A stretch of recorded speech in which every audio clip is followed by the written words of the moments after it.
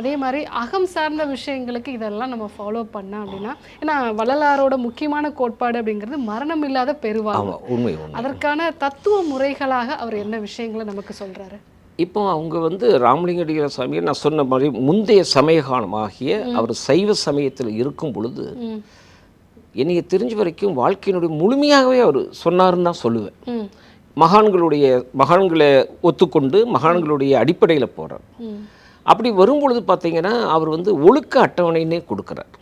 உங்களுக்கு தெரியும் இந்திரியம், அதுக்கு அடுத்த ஸ்டேஜ் பார்த்தீங்கன்னா கர்ணம் சம்பந்தப்பட்டது வருது. கர்ணத்துக்கு மேலே பார்த்தீங்கன்னா ஜீவன் வராங்க. ஜீவனுக்கு மேல்படியாக நீங்கள் பார்க்கணும்னா நீங்கள் ஆன்மான்னு சொல்கிறோம். அப்போது இந்த 4 வகைக்குமே அறிவும் இருக்குது, ஒழுக்கமும் இருக்குது.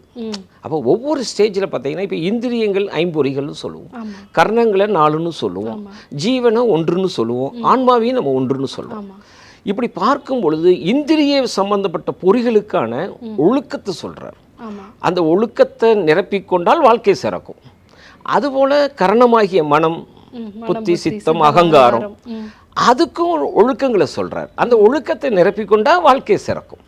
ஸோ இது எப்படி பார்த்தீங்கன்னா இந்த ஞானிகள் நம்ம நாட்டில் இருக்கிற ஞானிகள் வள்ளலார் உட்பட எல்லா மகான்கள், நம்ம ஔவையார் பாட்டியார், அவங்களுடைய அமைப்பு எல்லாமே பார்க்கும் பொழுது வாழ்க்கைக்கான சிறப்பை தான் சொல்லுது. என்னை பொறுத்த வரைக்கும் இந்த வாழ்க்கை அப்படின்னு நீங்கள் சொல்கிறது நினைச்சிங்கன்னா அவத்தைகளை நீக்கிய ஒரு அமைப்பு. அதுதான் வள்ளலார் வாரார். ஒரு வாழ்க்கை அப்படின்னா என்ன வேணும்? வாழுதல். எப்படி ஒரு நிம்மதியான வாழ்க்கை? நிம்மதியான வாழ்க்கை என்ன? அவனுக்கு என்னப்பா நோய் நொடியாக வருது, எல்லாம் அவனுக்கு கடவுள் பார்த்துக்கிறார் அவரை. அப்போ ஆரோக்கியம், அங்கே நோய் இல்லாமல் இருக்கணும். அதை வள்ளலார் வருஷப்படுத்துறார். எப்படி வருஷப்படுத்துறாருன்னா துன்பம், பயம், மூப்பு, பிணி, இந்த அவத்தைகள் இல்லாமல் வாழ்கிற அந்த வாழ்க்கையை தான் அவர் பெருசாக நினைக்கிறார். ஆனால் வள்ளலாருக்கு ஒரு அதி தீவிர விருப்ப முயற்சி வருது.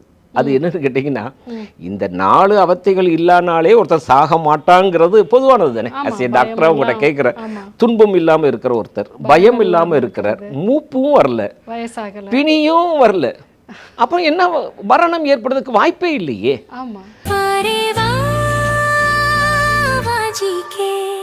Doctor Srivarma's Magic Care, his wellness for her happiness. ஆரோக்கியம் தரும் மருத்துவர்கள் டாக்டர் ஸ்ரீவர்மாஸ். அழகும் ஆரோக்கியமும்.